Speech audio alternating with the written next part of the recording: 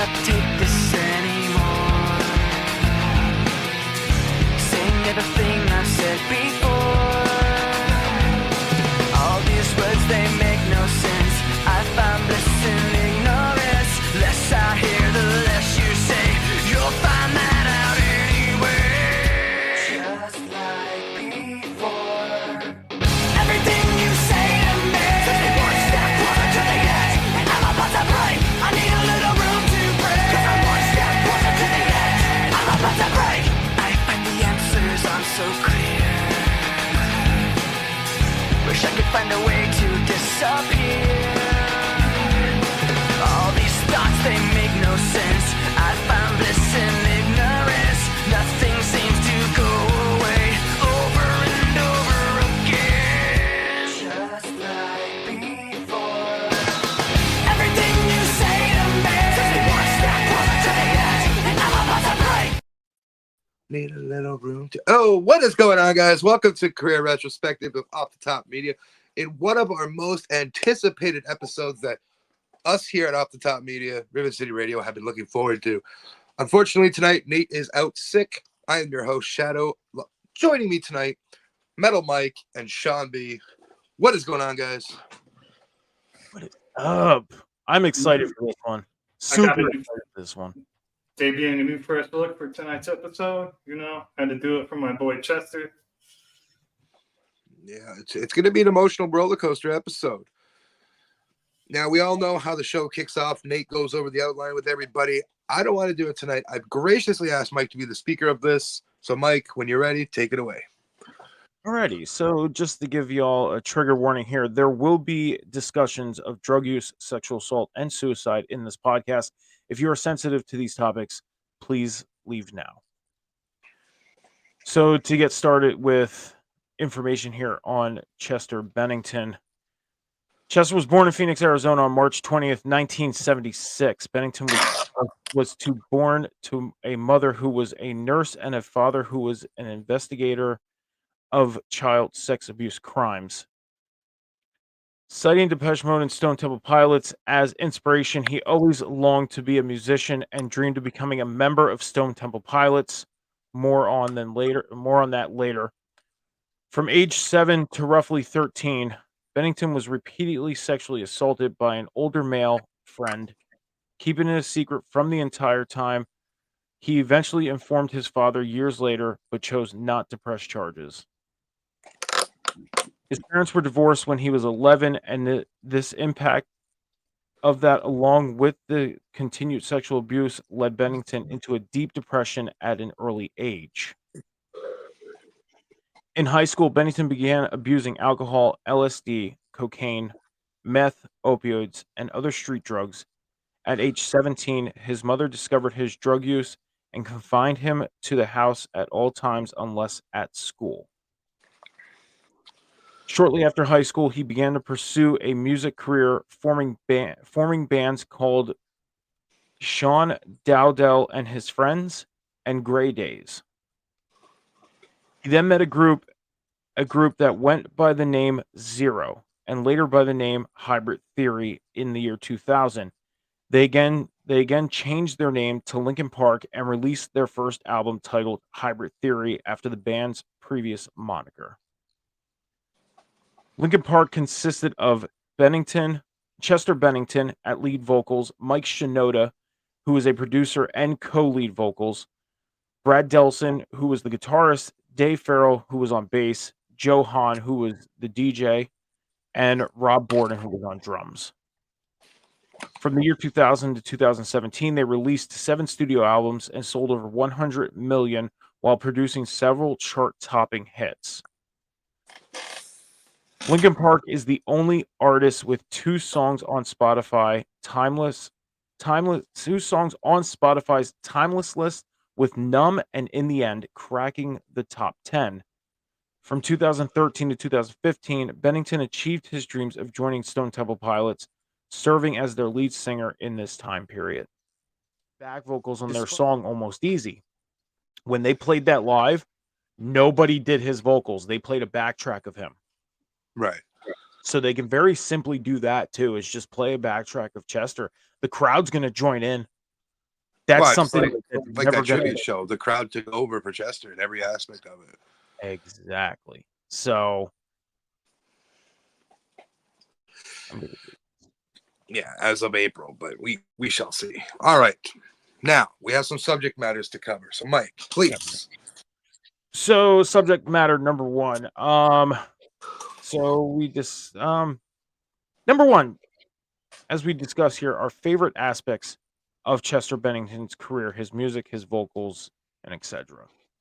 So what are some aspects of Chester's music, vocals, or others Sean, I'll that let you kick this off because me and Mike have just been yammering on. So Oh man, fuck man, it's just his voice. As much as he puts into it, it's never like you never feel off with his songs and stuff. You feel like it's always on par. It's always like passion, and like you can hear like the pain in his voice sometimes. I want to say like it sucks to say, but like when he has those heartfelt songs, you can hear the pain from the depression we talked about earlier, and it's what he put his all into the songwriting. You can tell, mixed in with obviously how good the band was to keep up with Chester.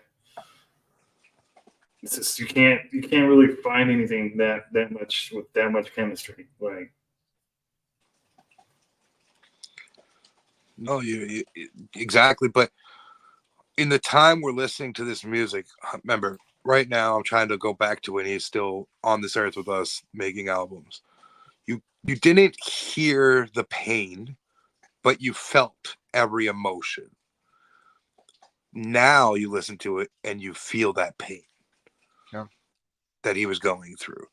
He is arguably, sorry, let's try to thought there. He is arguably one of the once in a lifetime voices that you get in the music industry.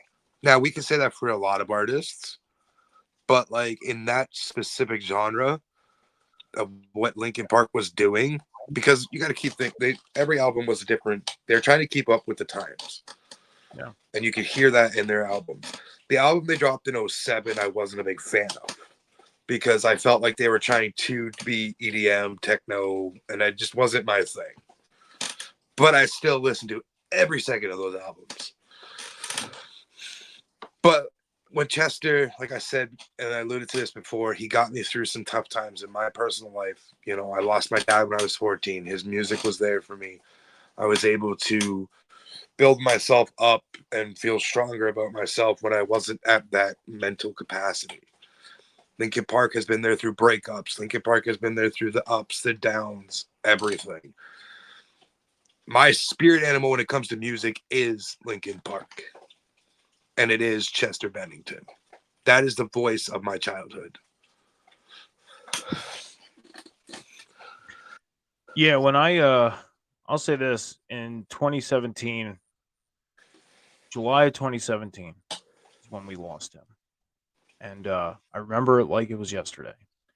I was in Florida on vacation with my family. We were out to eat, getting ready to hit the road to come home because we drove. We did the 18-hour trip driving. And we were in a restaurant. And normally when I mention how I found out, people laugh at me. And it's fine. I was coming out of the bathroom and I was crying. Okay. And everybody at the table was like, "What's wrong? Are you okay?" And I'm like, I couldn't stop crying. I couldn't even get words out. And what's crazy is before I went to the bathroom, me and my daughter were talking about, because she was just getting into Linkin Park, just getting into them. We were talking about, hey, they're going on tour this summer with Blink-182, Machine Gun Kelly. We should go. I literally just said that to her. I go to the bathroom. I look on my phone. I come back out. And I'm like, we can't go to that tour. Chester passed away. Just found out. Like, it just, like, the timing was crazy. Yeah. But, man, I lost my train of thought now. Holy shit. But anyways, but just finding out, in July, it rocks you. It hit me super hard. I'll say this. I listened to them I listen to them a couple times a year. I mean, obviously, as we move forward with music, new bands come out, you know, and some bands that are older you fall into, and some bands you listen to, come out with new stuff. So you get stuck on that. For example, Motionless in White came out with a record about a year ago. I'm still stuck on that. Ice Nine Kills, stuff like that. But I always make sure to listen to Linkin Park. If I had to pick one of many aspects that you know of Chester's career that really inspired me, not only his voice, but his musicianship. Like, a lot of people didn't know that he played other instruments other than being vocalist. Like, he was a guitarist, he played guitar, played bass, he knew how to sit behind a drum set and play drums. So his uniqueness of being a musician and not only just a vocalist. And even when it comes to vocals, sorry, Sean. Even when it comes to vocals, Chester has that range that is scary. Yeah. Because he can hold, like, I don't remember what song it is, but he held a note for like almost a minute and a half. And like, you're like, how? Give it up. Right? Like, he's just holding it. And you're like, how? Then he goes into this screamo style. I say it like that. I know that's not what it's called, but he goes into that screamo style, and you're like, what the? And then he goes back to like, he's like a Christian band singer. Like, there's one song where his range changes like 5 or 6 times. And you're like, it can't be the same person, but it is. Sean's over there laughing because he's looking up porn. No, I'm not. I'm just listening to you. I just agree. It's for me, like, obviously we have our wrestlers that affect us when they die, our actors, obviously, but musicians, like, 3 that really affected me, was Michael Jackson. Even though Linkin Park wasn't on the top of my playlist when I was younger, and I still listened to him, it was just that Chester was such a influential person in the music industry, and then him passing away really affected me, and then DMX recently. Mm-hmm. So you feel it when they pass away, and it sucks because you're like, fuck, dude. Like, for me, like, what I do when musicians pass away is I instantly go and play their albums and stuff, and just sit back for the day and just listen and reminisce. Like, Off topic, kind of, but best vocalist I've heard was Lane Stanley. Okay. And for me, the person that's like recently now that's taking over, like, that's speaking to me, like, that's taken over from what Chester did and many others is Jelly Roll, with all the shit that Jelly Roll sings about. So, Yeah, so in the chat we just got this comment real quick off the topic. The best vocalist heard Lane Staley. Lane Staley was the vocalist of Alice in Chains. Oh, okay. I know Alice in Chains. I just don't know. I'm not familiar with the individual names. Oh, I mean, like we said, I didn't know that was his name. Like, to be honest. Yeah, I mean, my two. I mean, obviously Chester hit me hard because of being that vocal aspect of being like the inspiration and everything. Same thing like Sean just said, like, we have those actors, actresses, wrestlers, musicians that hit us hard. Joey Jordison hit me hard. He was one of my inspirations when it came to drumming. So when he went, it was like, this hit me not at the same level as Chester because I was more deeper in with Linkin Park than I was Slipknot, and I had the pleasure of seeing Linkin Park. I have not gotten to see Slipknot yet, but I know you'll appreciate this, but another one that hit me hard, but not as hard as Chester, Dimebag. Yeah, that was a freak. Like, that was. Yeah. But you know what I mean? It's one of those things that hit hard, but yeah. That was just a really sad situation. of its own. And I'll say this, that situation really inspired venues to make sure that there is very tight security at shows. I went to a show on Saturday night, just this past Saturday.